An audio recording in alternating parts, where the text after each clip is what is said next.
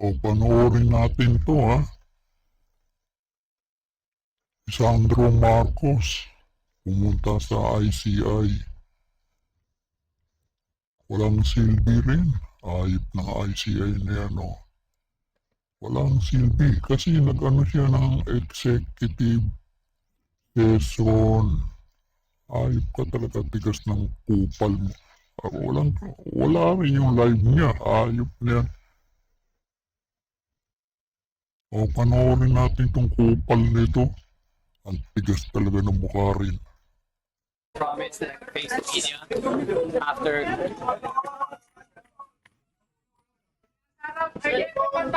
Baos yung cellphone na daw babae para makuha thank you. Pinangako ko po sa inyong lahat that I would face the media after my testimony. That I will face the media after my testimony. So I'm willing to take a few questions just to give you an update. Again, andito ako to lend anything that I know that will aid the ICI in their investigation. As I said, wala po akong tinatago, so I am happy to assist. Siyempre, itatago mo. Wala kang tinatago. Ayop ka. O sige. Magsinungaling ka ba? Ayop ka. Them in any way, shape, or form. O, kita mo nabulunan siya. Nabulunan ng hayop talaga. Halatang nagsisinungaling hayop.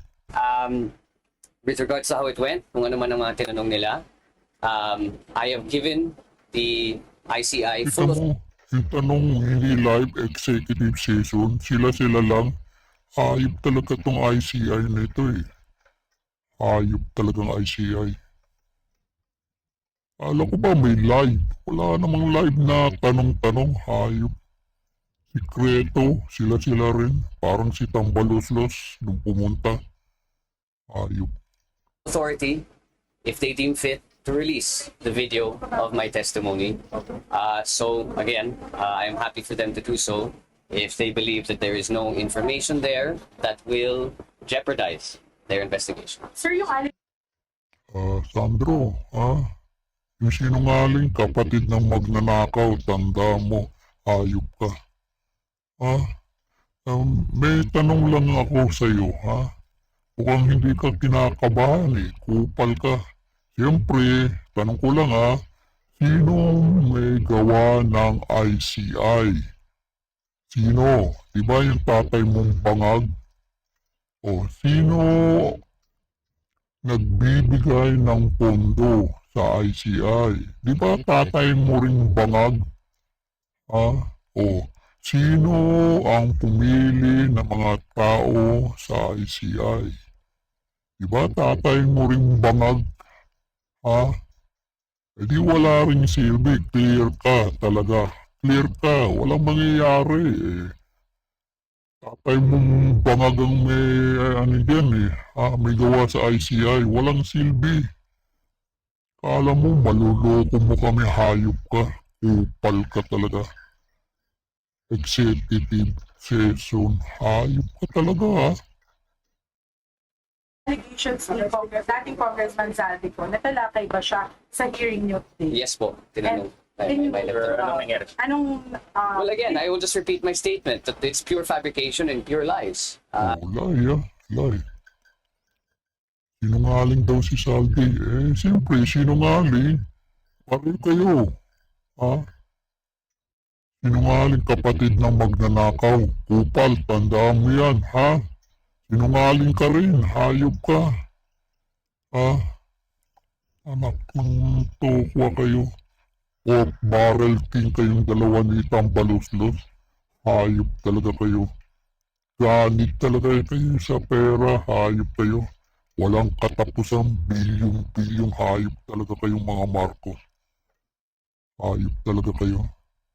It's one that it's a move that reached desperation. It's a political ploy, and I've already attributed it to attempts at destabilization of the government. So is that at all possible? Yung scenario na sinasabi ni Kong po na may 50 billion kang inas, pati sa father mo na inutusan niya allegedly sila. Honestly, to my knowledge, no, it's not possible.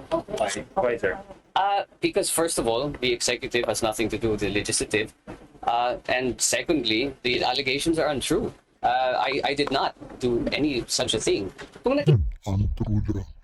Hayop, sinungaling. Sinungaling ka, hayop ka. Sinungaling, kapatid ng magnanakaw, hayop ka.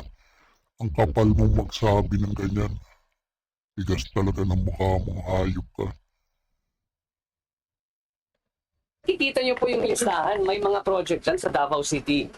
Oh, kita mo Davao na naman ang siningit tong si Sandra. Sandro, Charis. Charis, okay, Jake. Charis na Jake, tingnan niyo ang mukha. Parang magkapatid sila ni Charis ni Jake. Charis na naging Jake. O, kamukhang kamukha. Hoy, Davao na naman yung binanggit mo. Bakit si Tambaloslos? May mga project din niya sa ibang lugar. Wala sa Leyte. Hayop ka, tingnan mo rin. Ang namo, sabi na Abante. Duterte ka na naman nga hayop na insert Malay namin yan, kaya nga insertion Siningit-singit, parada. Ano ba? Parking, tawag yan, parking. Parada. Hayop ka Ginagago mo kami Hayop ka, Duterte ka namang namo. Sabi ni Abante. Kapal talaga ng mukha mo, hayop kayo. Bilyon-bilyon ang nakakaw niyo, hayop kayo. Patiling, naku, hayop ka talaga. Upal ka talaga. lagay, nakalista sa Davao City. Alam naman natin sino nakatira doon. Ba't pa ako maglalagay ng projects doon? Oh, bakit si Tambaloslos? Yung mga project niya, nakatira ba doon sa ibang lugar? Diba Leyte? May mga insertion siya? Hayop ka magsalita Upal ka talaga.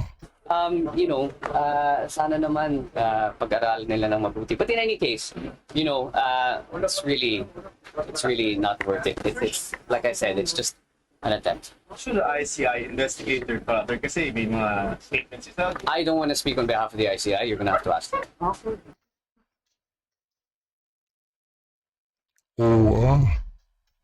Sandro, yung sinungaling kapatid ng magnanakaw, hayop ka.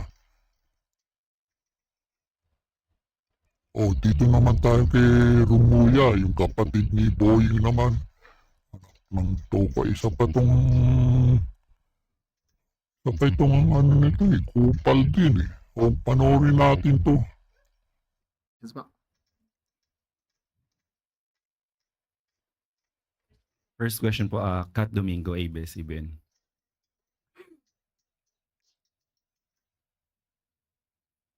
Sir, good afternoon. Sir, yesterday you were heckled while you were monitoring the operations of the PNP in some of the rally points. What was your reaction with regard to the public's seeming dissatisfaction with regard to your service and presence there?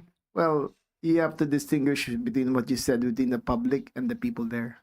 You're talking about the public, you're talking about the entire population of the Philippines. I don't think it is as bad as you portrayed it to be. Pagdating po sa mga tao ron, kasama na rin sa trabaho natin yan. Everybody has the right to be heard. Everybody has the freedom of speech is enshrined in our Constitution. So yung ginagawa sa akin doon, pinagmumura ako, halos ano pinagsasabi sa akin, okay lang sa akin yun. As long as they keep the peace. Karapatan naman na sabihin nila kung ano nararamdaman nila Kung damdamin ko lang iniintindi nyo, bali wala naman sa akin yun. Kasama na rin sa trabaho ko yun. Kung sa Facebook nga, ano-anong nakukuha kong message doon, pareho na rin sa live na nangyayari yun. Hindi ko na iniintindi yun. Mas importante yung trabaho na ginagawa namin. Sir, on a slightly different topic, can we get an update with regard to the whereabouts of Zaldico as well as Porac Mayor? Porac Mayor Jaime Capil. Zaldico is believed to be in Europe. Suspected. I believe to be in Europe. Di ka sigurado? Bakit ganun? Di ka sure. Rimulya, DILG, hindi ka sigurado. I believe to be in Europe. Anak ng tokwa, oh. To be in Portugal. He is suspected to have a Portuguese passport. Oh. He suspected to have Portugal passport. Hindi rin sigurado. Siguraduhin mo, ha? Kupal talaga kayo, mga... Ay, naku. Hindi rin sigurado kung may Portugal passport. Ha? Hindi mo sigurado, I believe, na nasa Portugal siya. Anak ng pating talaga. Acquired so many years ago. Ayun lang ang details.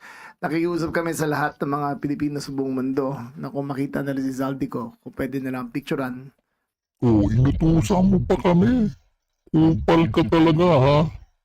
Bakit? Nasaan ba yung intelligence span mo? Di ba meron kang intelligence span? Halos 1 billion yata. Anong ginagawa? Bakit mo kami utusan? Ayop ka talaga, ha? Trabaho yun.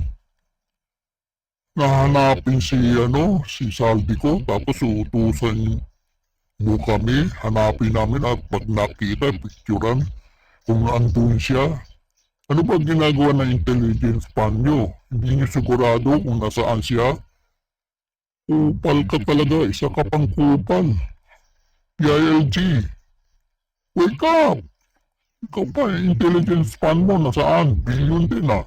O, medyo na-hocus-pocus ba? Nagtatanong lang ako, ah. Bakit di mo alam? Utusan mo pa kami? Meron ka naman intelligence span kung nasaan siya. Tapos hindi mo sigurado kung nasa Portugal siya. Anak ng pating talaga. Padala kagad, i-post kagad sa internet para may idea tayo kung nasaan siya. Sa ngayon, ang hinala namin ay nasa Portugal siya. Doon po O, siya.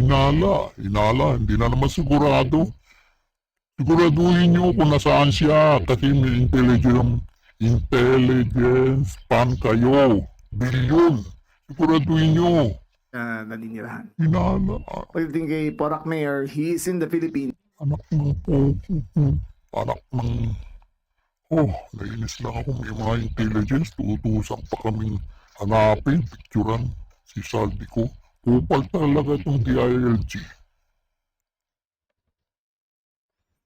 Oh, babu.